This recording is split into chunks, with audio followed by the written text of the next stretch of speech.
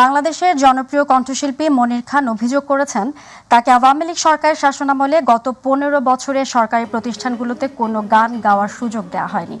বিভিন্নভাবে তার কণ্ঠ রোধ করে রাখা হয়েছিল। মালয়েশিয়ার প্রতিনিধি আশরাফুল মামুন জানান, শনিবার মালয়েশিয়ার রাজধানী কুয়ালালামপুরের একটি হোটেলে বাংলাদেশের বন্যার্তদের সহযোগিতায় মনির খান সন্ধ্যা সাংস্কৃতিক অনুষ্ঠানে তিনি এসব কথা বলেন। অনুষ্ঠানে তিনি বাংলাদেশের বন্যার্তদের সহযোগিতার জন্য বিনা পারিশ্রমিকে গান করেন। মনির খান বলেন, বেসরকারি দু একটি টেলিভিশন কিছু অনুষ্ঠান করালেও সরকারি কোনো জাতীয় প্রতিষ্ঠান যেমন বিটিভি, রেডিও স্টেশন, শিল্পকলা একাডেমিতে তাকে ডাকা হয়নি।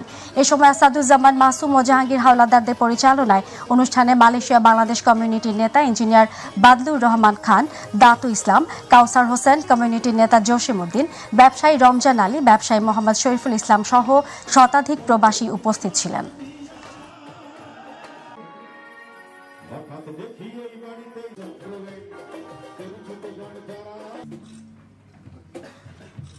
প্রত্যেকটি মানুষ যার যার অবস্থান থেকে সাধ্যমতো সবাই ঝাঁপিয়ে পড়েছেন বন্যার্ত মানুষের সাহায্যের জন্য।